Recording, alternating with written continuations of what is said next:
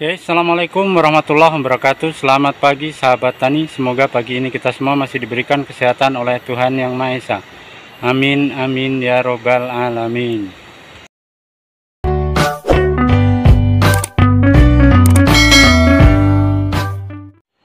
Oke, di video kali ini saya akan membahas masalah jenis kopi ya. Jadi seperti apa sih caranya kita memilih kopi agar produktivitas kita bisa terjaga ya. Memang akhir-akhir ini, bahkan sudah dari tahun-tahun kemarin ini, banyak sahabat-sahabat tani yang sibuk mencari entres atau bibit kopi dari tempat lain yang menurutnya itu lebih baik dari apa yang ia miliki di kebunnya. Apakah salah seperti itu? Ya tentu tidak ada yang salah, karena kita memang mencari jenis kopi yang bagus agar produktivitas kopi kita semakin meningkat ataupun paling tidak stabil. Tapi perlu diingat, dan kita tidak bisa terpaku dengan jenis kopi yang di tempat lain itu bagus, karena belum tentu juga di tempat kita ini bisa cocok. Jadi begini sahabat tani ya, ketika kita mau mencari entres ataupun bibit kopi ya, yang pertama kita jangan terlalu fokus kepada buah yang saat ini sedang ada ya.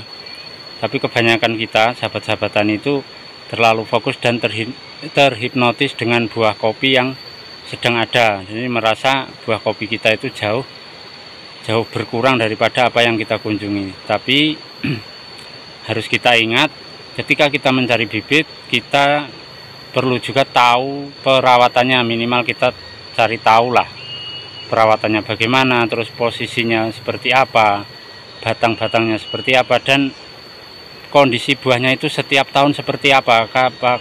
Apakah ada penurunan ataukah memang setiap tahun itu posisi buahnya bisa stabil.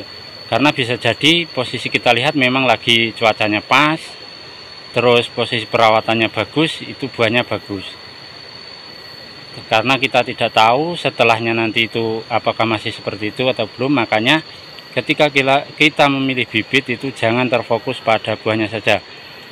Dan perlu sahabat tani ketahui, kebanyakan jenis kopi apapun itu biasanya kalau masih sambungan baru ya, itu biasanya semua rata-rata bagus.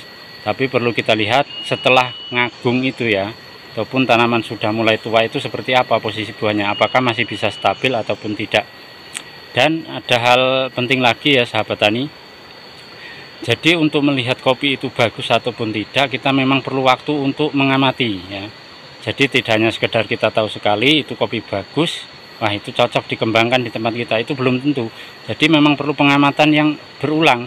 Meskipun artinya tidak hanya 1 tahun, kita perlu lihat 1, 2, 3, minimal 3 tahun lah. Kalau memang kopi itu selama 3 tahun itu berturut-turut buahnya maksimal, itu bisa dijadikan referensi untuk dikembangkan di kebun kita ya. Dan kebanyakan juga ya sahabat tani, ketika kita berkunjung ke kebun yang lain itu, hal yang pertama ditanyakan itu seringkali pupuknya apa, seberapa memberikan pupuknya, itu seringkali ditanyakan. Tapi kalau menurut saya itu masih kurang ya, bukan tidak tepat, tapi kurang tepat. Artinya ketika kita melihat kebun seseorang dan itu bagus, memang perlu kita tanyakan pupuknya pakai apa, dosinya seperti apa, tapi yang terutama itu bagaimana perawatannya.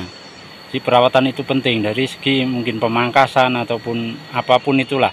Kalau kita hanya terfokus pada pupuk, banyak sekali sahabat-sahabat tani yang menggunakan pupuk dan dengan apa ya, dengan dosis yang luar biasa, itu masih hasilnya juga kurang maksimal karena mungkin perawatannya kurang. Artinya gimana? Pupuk itu juga ya, artinya tidak harus banyak, sedikit pun kalau posisinya tepat saat pemberiannya itu bisa maksimal.